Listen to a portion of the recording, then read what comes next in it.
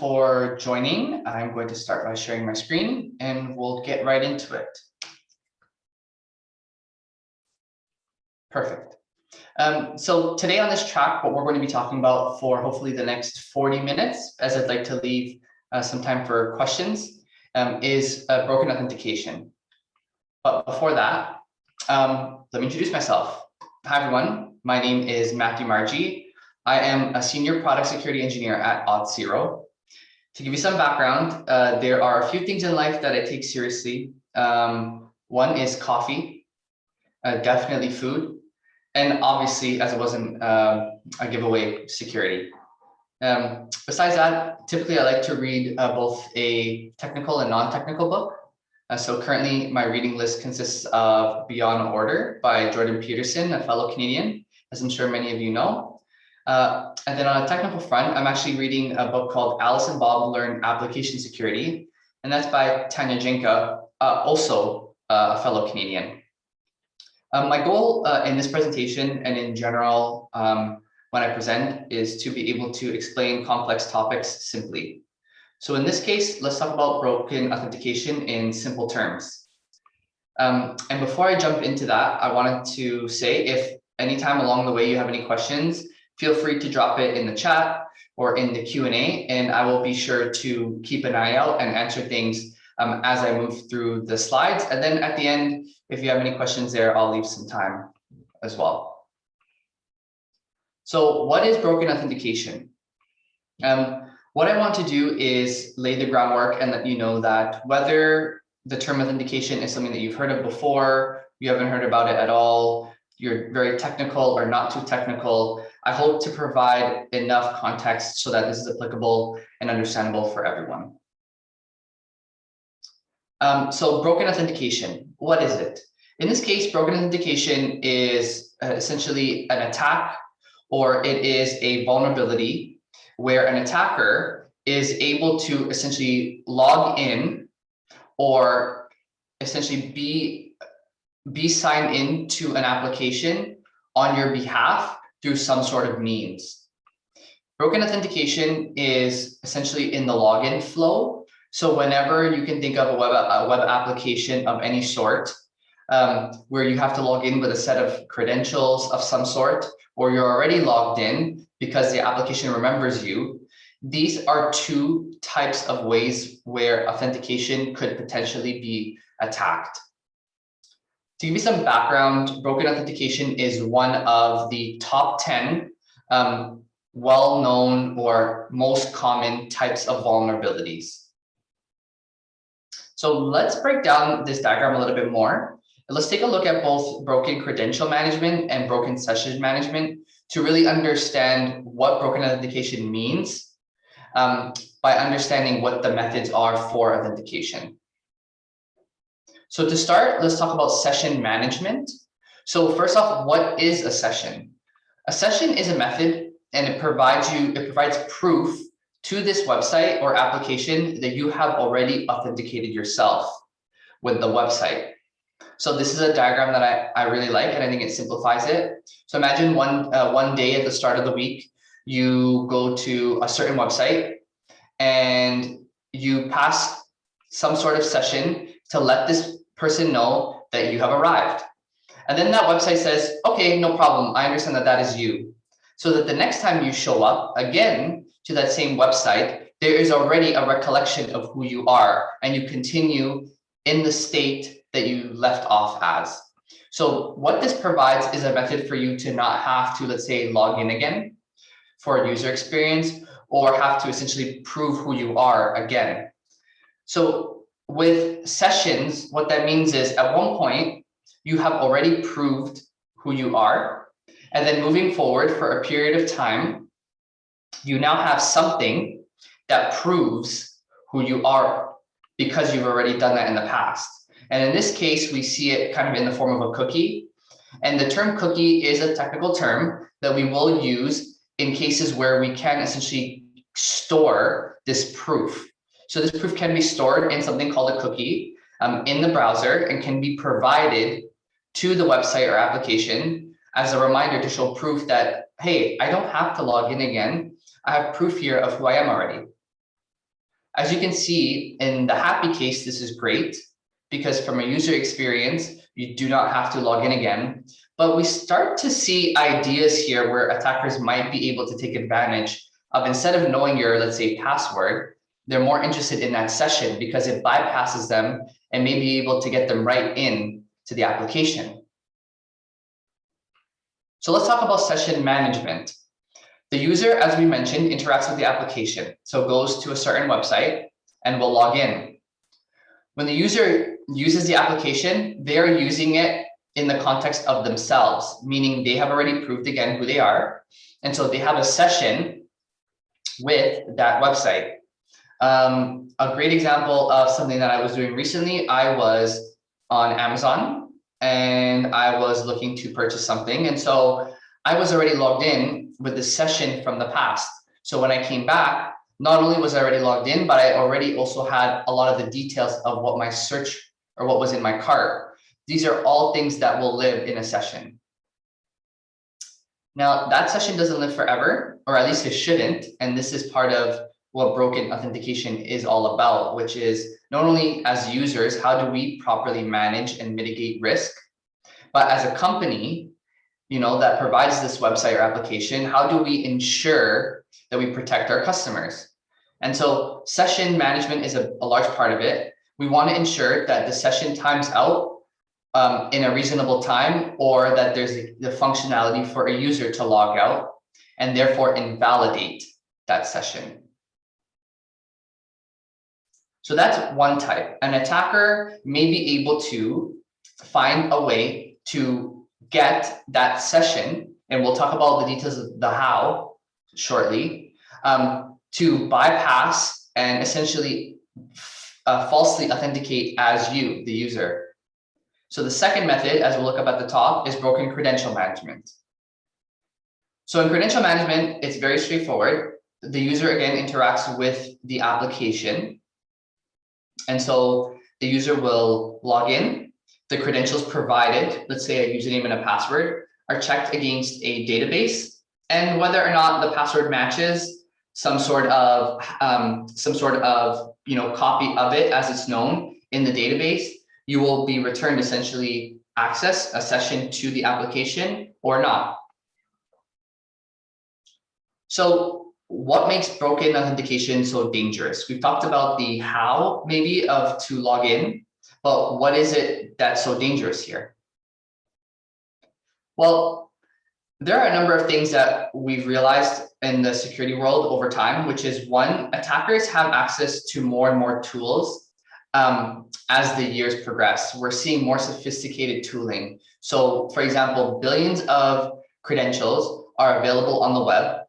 And when we say credentials, we're talking about plain text credentials that may have been leaked, or hashed credentials, meaning your password is taken and there is some type of hash applied to it so that you cannot reverse what the password is in plain text. But if you correctly guess the password and apply a hash to that guessed password, it will match. So these are two methods of potentially exploiting passwords. So you might not necessarily need to know the direct plain text password, but you can, for example, continue to guess passwords. And if the hash matches what has been leaked from a previous breach, there is also a way to show or reverse engineer essentially what the password was. Now you can imagine doing that on your own is a very tiresome task as an attacker. And so we continue to see automation tools be utilized to automate this attack, where we continue to try, let's say, different passwords that we've retrieved from a number of different breaches, or tools that use a number of different systems around the world to essentially divide and conquer this task of guessing passwords. When we take a step back, we realize that broken authentication is one of the fundamental vulnerabilities on the internet, because it's essentially been around since the dawn of the internet. There has always been a need to have passwords. And in fact, the first documented case where a researcher managed to kind of breach and retrieve a master list of passwords was in 1962. So 40 years later, 50 years later, and we're still talking about the same problem. And for the foreseeable future, passwords will continue to play a role in the world that we live in. Now, in terms of prevalence, I think it's very easy for us to maybe think that this is something that, it only happens to them. It only happens to this company or that company. But the prevalence here that we've seen is it's widespread. And at Auth0, with hundreds of thousands of customers, we're able to gather intelligence to really realize here that this is a widespread problem. A number of customers, and we'll go through a case study later on, a number of customers may not even know that this is happening. And the prevalence is so widespread that we realize that without even knowing, there could be breaches that or types of attacks that occur that companies, it may have happened and may have been successful, and companies do not know throughout that time. So this is something that is not a one-off. Any company that requires authentication of any point or any part is susceptible to this. And fortunately for attackers and unfortunately for everyone else, the attacks are simple. And the vulnerabilities are essentially using tools that exist, that are really available and are widespread for the most part these days, allowing essentially anyone who is malicious in their intent to take on this type of attack. So with the prevalence comes the impact. We're noticing and we're seeing that these types of attacks are becoming more and more widespread. The prevalence is not, segmented to a certain set of companies. It's everyone, and the tools are widely available and can be used in a very simple fashion.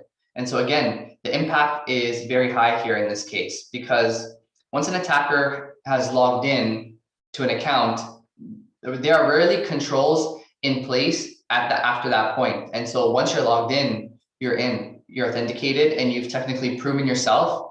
And there's typically not much that you need to do after that in a numerous number of applications. And so you can think about any application that you may have logged into recently. Once you're logged in, you typically aren't asked to prove your identity again in any short period of time. Now, the other impact here is compromised accounts. They do have a wide reach.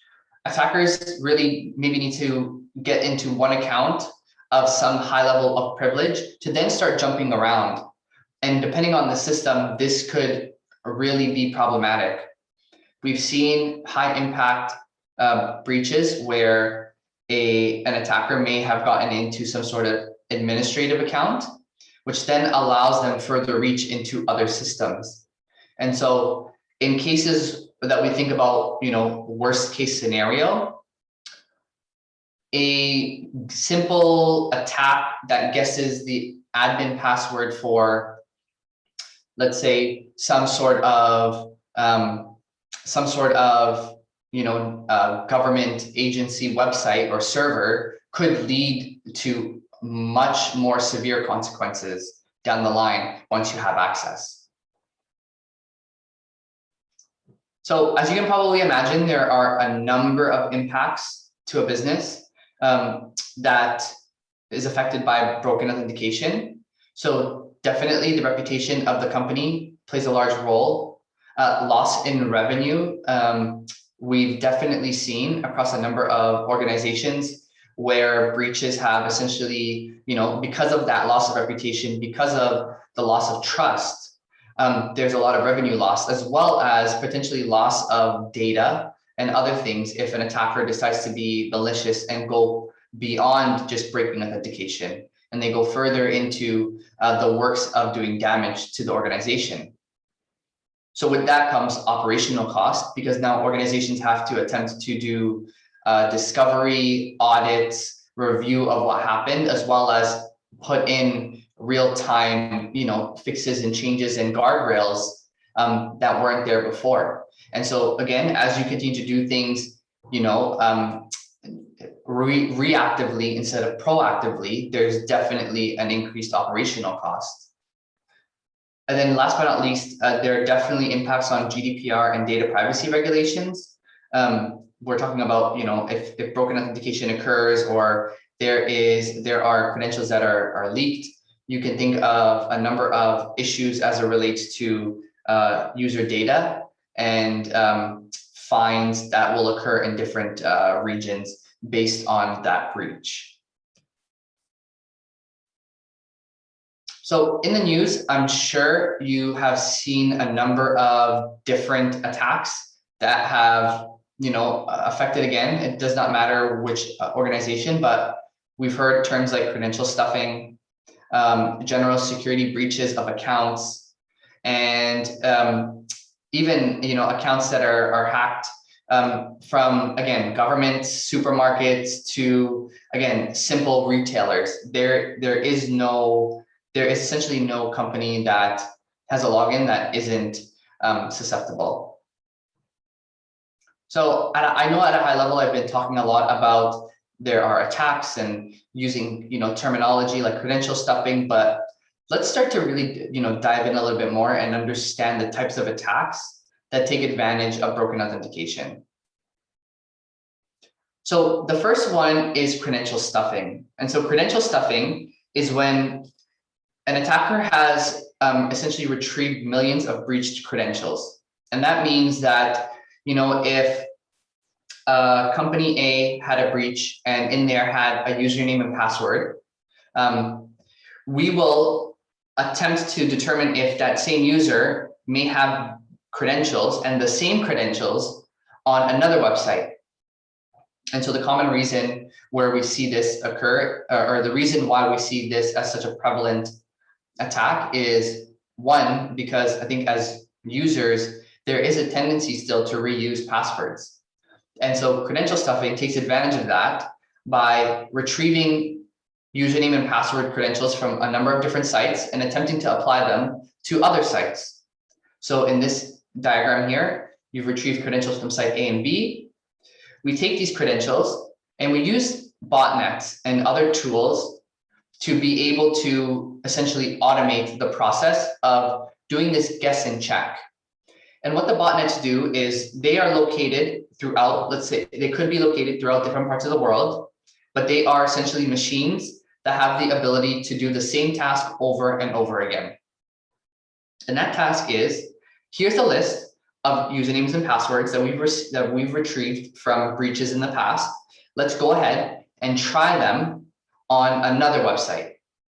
And so what happens here is, these botnets will have the ability to do this over and over. And for the ones that essentially return a non-error code, which means that you have valid credentials, those accounts are then typically taken over and then sold on the darknet. So there's a currency here. There's a purpose and a reason for attackers to do this outside of just malicious intent. Now, credential stuffing, as I mentioned before, is not something that maybe customers know about directly, particularly if they don't have a lot of the proper monitoring and logging in place. And here's an example of what we've seen as total counts for traffic in a certain period of time. And just to give you an example, just taking a look at kind of like the last day here in 2020, we see here this lighter orange color is actually normal traffic. But malicious traffic does take up what looks to be something like 2 million requests, just essentially malicious. And it's so hard to determine, as we'll see here, it's not the same amount every day. There are some points in time where we see a lot more malicious traffic than other days, and it's not necessarily something that follows a pattern. And that's one of the most crucial points here, which is broken authentication leads to, or could lead to malicious intent, but we don't necessarily know when to expect it and what the amount of traffic is going to look like and what the pattern is, because it doesn't follow a pattern, as we see here. So on days like this midpoint here, this almost midpoint in December, we see here that the malicious traffic is almost equal to the amount of valid traffic. that we see for this particular, particular day. As mentioned before, this unfortunately, has hit close to home. Hopefully no one in the audience was affected by this. But, in Canada, credential stuffing is a thing. It has happened before, and unfortunately it may happen again. Over 5,500 CRA accounts were targeted as part of a credential stuffing campaign. And it came out later on that a portion of the kind of intent behind this was to be able to reroute CERB payments, both for personal and business accounts. And there were known successful attempts where, unfortunately, residents of Canada who were expecting a CERB payment or some relief for their business never received it, and those funds were sent somewhere else. So this is again that reminder that broken authentication can affect any organization or any group that has, or has a page or a location where you must log in. So we covered credential stuffing. Let's talk about password spraying. So password spraying now focuses a little bit less on using kind of these like breach databases. Instead, what botnets or what we'll do in this particular case is botnets will be focused on generating a list of potential passwords for a or for multiple emails. So in this case, we are trying to log into a particular website, and what the botnets are tasked to do, instead of go through email, password, email, password, email, password in credential stuffing, with password spraying, what they're doing is for every email, iterate through a number of passwords. So let's say we'll try password 1, password 1, 2, password 1, 2, 3. If that didn't work, maybe password with with an uppercase P, and then the rest of the term, and then iterate over and over and over again. So this is seen as more of a brute force type of method. And the reason why we deem this brute force, as you could probably guess, is there's no background or understanding of what the password could have potentially been for this email address. In credential stuffing, we have some context. We know that the user's password was breached from another website, and we could say to ourselves, okay, well, maybe they use the same one here, so let's try it. But in password spraying, we typically are starting to guess what the passwords are for that particular email, and the likelihood here is relatively low as it relates to being successful. But this is definitely still an attempt or a type of attack that can occur. Now, injection attacks. So an injection attack isn't necessarily a directly related broken authentication issue, but what is important here with injection attacks are they still relate because they still have to do with the login page. So it might not be that we're guessing emails and passwords, but instead what we're doing in an injection attack is attempting to send what we call a query, which is some arbitrary code, which is factored in a way to return more information than even should be allowed. So in this case, to walk through it, we have essentially some arbitrary code. That arbitrary code is going to be typed as you see it in one of these fields. So what we'll do here is we'll say, in the email field, we might, let's say enter an email or a username. And then in the password, we enter this code, which says select all. So give me back everything from users. And users is, some sort of table in a database that has, again, all of our user accounts. So give me back all users from this database where the username is, and then in those quotes is what we would have put in the email address, or 1 equals 1. And so that's interesting, where 1 equals 1, and then the 2 dashes at the end. What this means is, sure, essentially there's a statement here that we have to validate. Give me back all the users where the username is blank, or whatever we put in here, or whenever 1 equals 1. So of course, for as we iterate through technically every user or no matter how many times we ask this question, 1 will always equal 1. And so therefore, because 1 is equal to 1, it will say, okay, then I will select all from users and return it. And the reason why we didn't continue this statement is because of these 2 dashes. So in the language that we're looking at here in SQL, these 2 dashes mean the end of the statement, essentially saying, don't worry about everything else outside or past these 2 dashes and this apostrophe here. Forget everything else. And so in this case, what might happen here is when this code is executed on the back end, again, if authentication is broken and the right controls are not in place, this could potentially return back to you all of the users in the database. So essentially, whatever is in that database table could be returned back to you because this statement is deemed as true. You are returning back all the users because the username is empty, or right, or 1 equals 1. And in this case, this is always true. So therefore, because it's always true, this will be returned. Now, we talked about essentially login type of attacks. So attacks that are focused on essentially the login page. Now let's talk about, session-based attacks. And so with session-based attacks, the assumption here already is customer is logged in. They've proved their identity in some method already. And so now we have what we talked about, this session, this cookie that exists. So to hijack a session, typically the user will log in and the attacker, in a number of different ways, may be able to steal this cookie or uses some sort of malicious link with what we call a session ID. So we'll go through the session ID shortly, but essentially what we gather here is an attacker is somehow able to get from the user this session so that they don't have to even know the password for the user.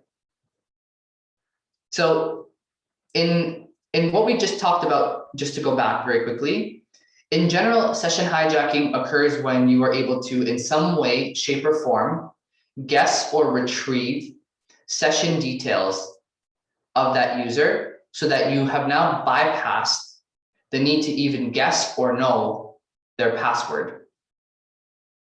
So one way of doing this is through stealing the session ID.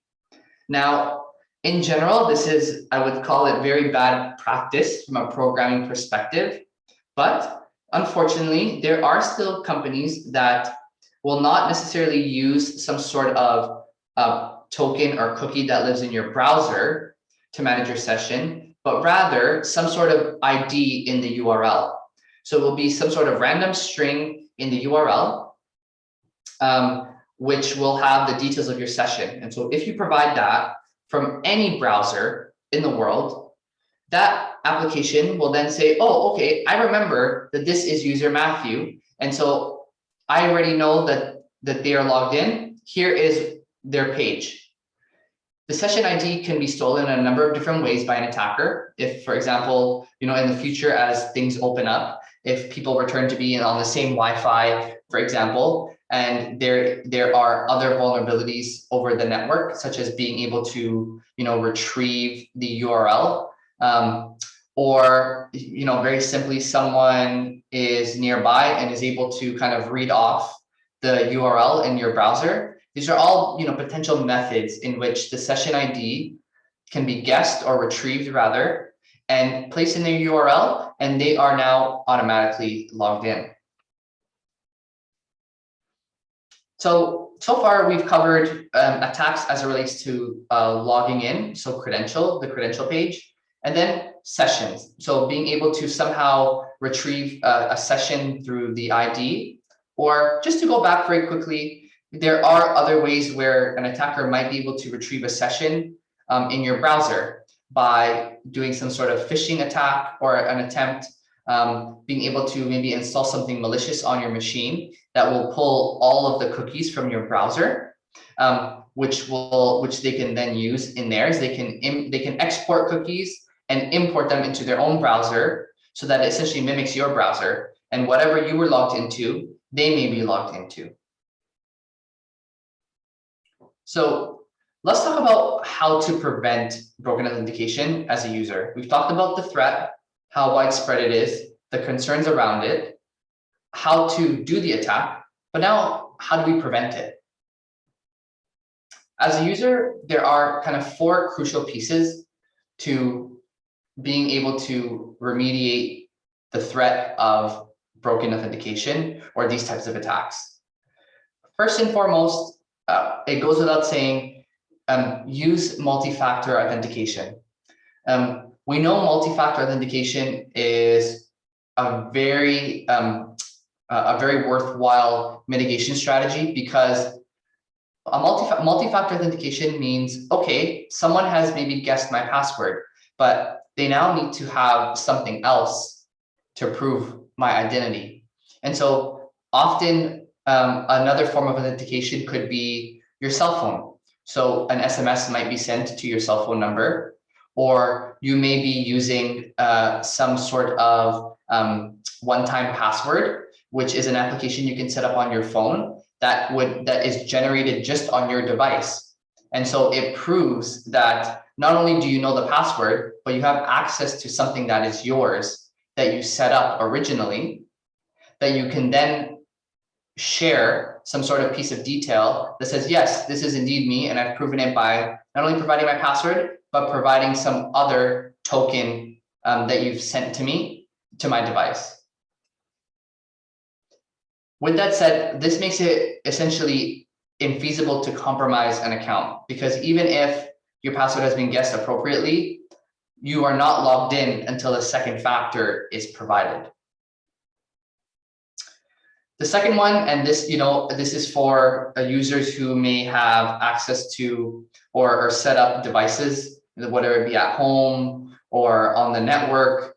The best thing to do is not ship with default credentials. As we can all imagine, we may have a router where, let's say it comes with, and that we turn the box and we say, okay, how do we log into this thing? Or for my Wi-Fi, how do I get into this? Oh, I turn around the box and it says, well, the password is admin, sorry, the username is admin and the password is password. So these default credentials should be changed.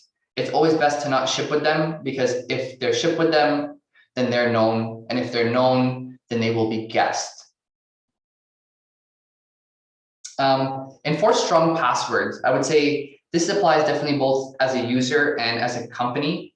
A number of these brute force attacks that we talked about, this password spraying, is mitigated very quickly by providing a requirement for strong passwords. We see that the complexity essentially increases exponentially when we have a password that is 8 characters or more, has at least 1 capital letter, 1 number, and 1 special character. And at that point, from what I understand from a number of current studies of attempting to break passwords, this would take hundreds of years to potentially guess.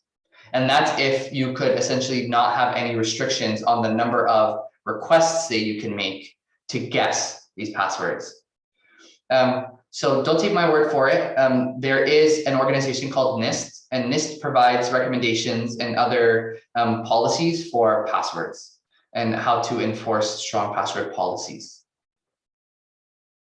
Last but not least, use breach password detection. There are some amazing websites that are available for all of us. One of them is called Have I Been Pwned? And I will leave that in the message box at the end of this chat so that you can check it out yourself. And if you haven't checked it out yourself, I think it might blow your mind. You have the ability to insert your username or rather an email address that you may have used in the past. And it has a collection of breaches that it's aware of to determine if you have been potentially part of a breach. By knowing if you've been affected in the past, it's a red flag and a reminder that, hey, what was the password that I used there? I should definitely change that across anywhere where I might be using that password or one similar to it. So those four kind of mitigations were tailored a bit more to us as users, but let's talk about us as a company. So as a company, we highly, highly, highly recommend, please don't store plain text passwords. There are a number of different algorithms that exist this day that are industry standards. Bcrypt is kind of one standard that exists that's out there, where passwords are not stored directly as is in the database, but rather they are hashed in a way where the password essentially is, some sort of length, and that password can only be guessed indirectly, meaning, as we talked about earlier, I don't know if your password is, coffee123, but I would have to guess coffee123 to determine then if the hash is what is in the database. The complexity there, which is why it's a very beneficial in stopping credential stuffing attacks, is people may not necessarily know what hash function and the details of the hash function that you're using. And so if you're not using something straight out of the box, and so again, going back to bcrypt, you might be able to, you'll use bcrypt as the method, but there are a number of different options. So for example, how many rounds of hashing? If you use something called a salt, which is something that you tack on to the user's password to then generate something that is, even longer. These make it very difficult for essentially attackers to use this, even if there was a breach. So definitely look into not storing passwords in plain text. And for anyone interested, I would definitely recommend looking into the different types of kind of hashing functions that exist and how to use them so that you are not kind of using it just as it is out of the box.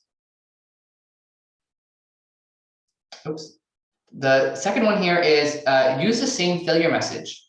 So something that we don't think about too often is when we log in or when we use a login page, what types of error messages do we see? As a company, we don't want to give away what user we have in our database and which one we don't. Maybe Matthew at auth0.com exists in our database, but the warning message when I guess a wrong password for that email address shouldn't be any different than guessing the wrong password for an email address that might not be in that database. So if we provide essentially different failure messages, what happens there is that we are now giving away information about the existence of that user when we didn't have to. This allows, as we talk about kind of more targeted attacks, which allow attackers to then say, okay, of this large database of email accounts that have been breached, I can now really focus my attention on these particular email addresses, because through these error messages, I know which emails actually exist on this other website. The third piece here is limiting failed login attempts. Now, all of the attack types that we've mentioned, particularly around the login page, all have to do with kind of these large scale attempts that fail to log in. And so what we want to do here is we want to kind of think about mechanisms or ways where we can limit the login attempts such that you do not necessarily have free reign to attempt to log in as many times as you'd like. And this is for a number of reasons. I think one, definitely on the authentication front, not having some sort of mechanism for limiting provides essentially free reign for attackers to use as many botnets as they'd like to continue to guess passwords. But not only that, but think about potentially resource exhaustion.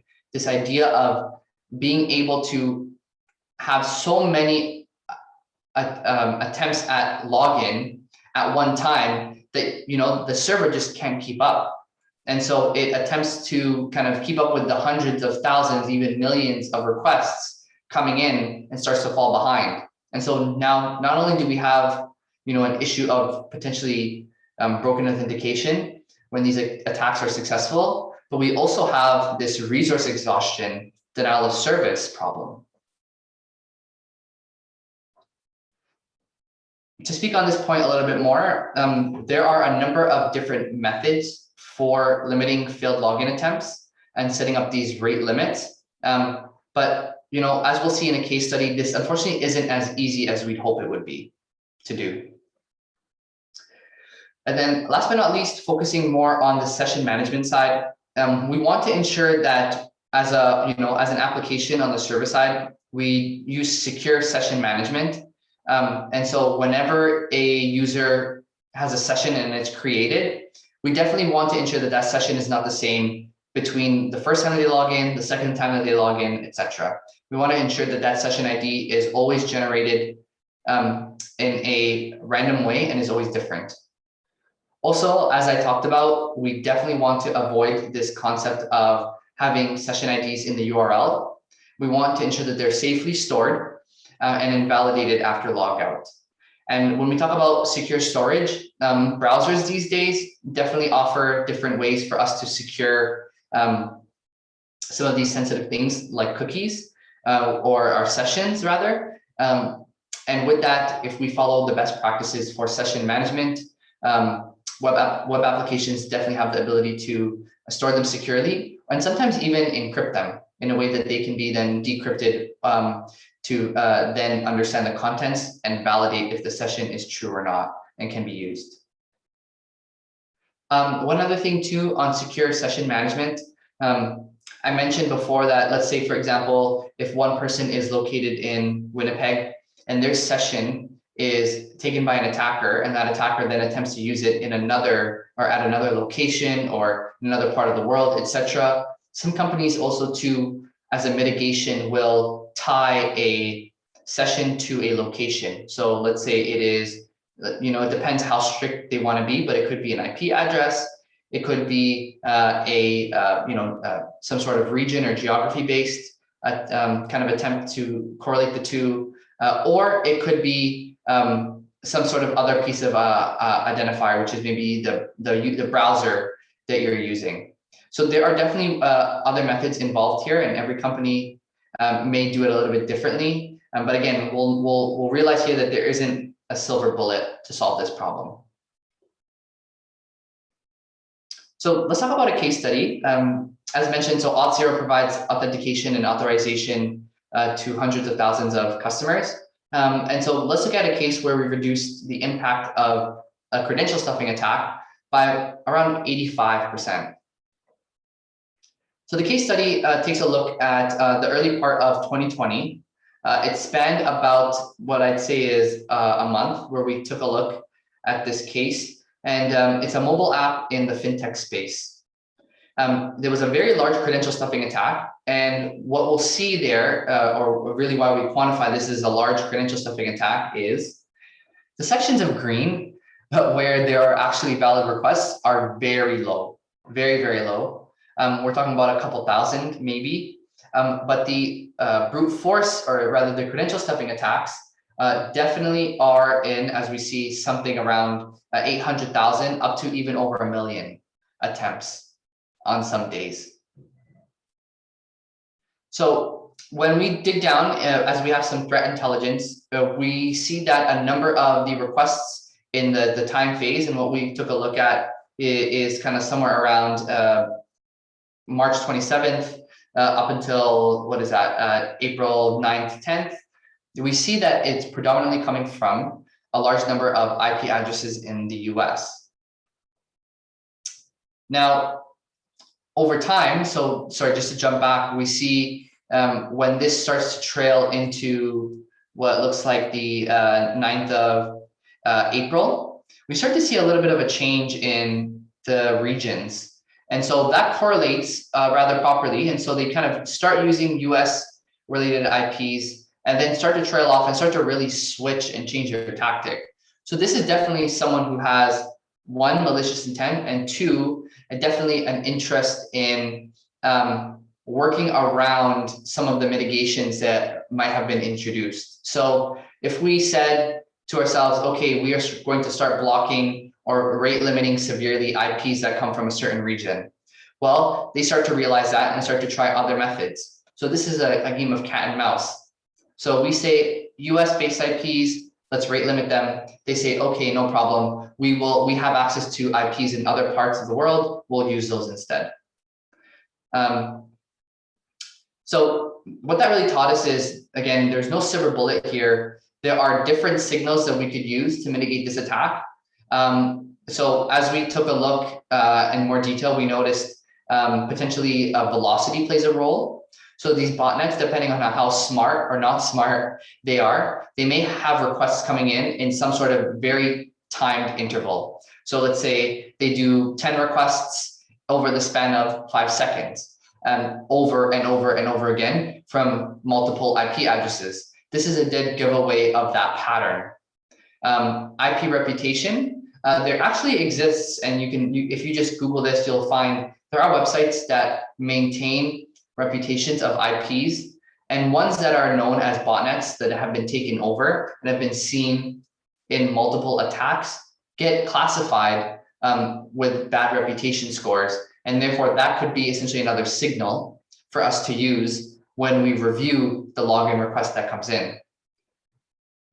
Now, the third one is a bit more of an umbrella. So we took a look at the velocity of the requests. We took a look at potentially the reputation of the IP address. The third one is an umbrella of credential stuffing attack protections that Auth0 employs. And this is changing day by day. And the protections are kind of three, there are 3 parts to it. The first one is automated bot detection. And you can see from the images to the left, if we suspect for whatever reason, whether it be again the IP address reputation, the velocity of the IP addresses, or some other factors that is part of kind of like our algorithm, we will present a CAPTCHA for the human or bot to attempt to fill out as part of the login process. We obviously want to balance user experience with security. And in this case, we decided that bot detection is showing the CAPTCHA challenge, again, only in cases, let's say, where we believe that, there's a certain level of risk. Brute force protection. So the brute force protection essentially is, rate limiting the number of signups or attempts at login from a certain IP address that we see continues to send requests and failed requests over and over. And then breached password detection will detect login attempts where the credentials are known to be part of a breach. And how do we know that? Well, think about it. The password gets sent to Auth0, our backend. And what we could do is apply a number of the different types of hashing or the hashing algorithms to determine if it matches anything known in a previous database. And then at that point, we could either block the login attempt because we're concerned that this might be malicious, then send an email to that affected person to validate if it was really them, and also notify the administrator of this application that this user or users may be using passwords that were part of a previous breach. So these help both, the user and the organization against these types of attacks. But as mentioned before, it doesn't stop them. The attacks are possible. And again, when we want to do a trade-off between security and the user experience, there definitely has to be some give and take between the two of them. We could have CAPTCHAs for every single login attempt, plus some other factors in there, but that really, makes the login experience, difficult and cumbersome.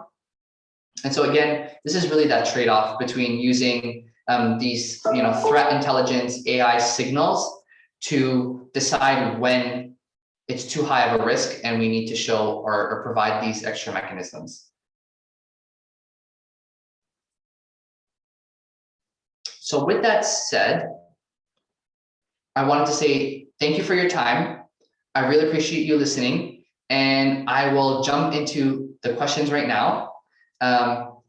And we'll go from there. If you have any questions, please let me know. And as it relates to part of the encryption is, or rather, when we talk about password hashing, this really is kind of the mix of both encryption and hashing in one. So we notice that there isn't necessarily a price difference. And something to note here is there's price in two ways. So in a financial way, there are a number of algorithms that exist today that provide encryption and hashing that aren't resource intensive to do. Again, unfortunately, just having to go back to it, bcrypt is one of them, where it's known that to do rounds of bcrypt isn't resource heavy, and therefore you aren't necessarily required to have or pay for, very beefy servers or resources to do it. In terms of price difference as it relates to time to do, again, depending on the number of rounds you do of this type of hashing, you may experience more time that it takes to return back to the user, whether it has been a valid or invalid attempt. But in general, I really would say that at this point in time and where we are in 2021, there are a number of available options for password hashing that use encryption and that aren't resource intensive, but do provide a number of strong mitigations against a number of these kind of password related attacks that we mentioned.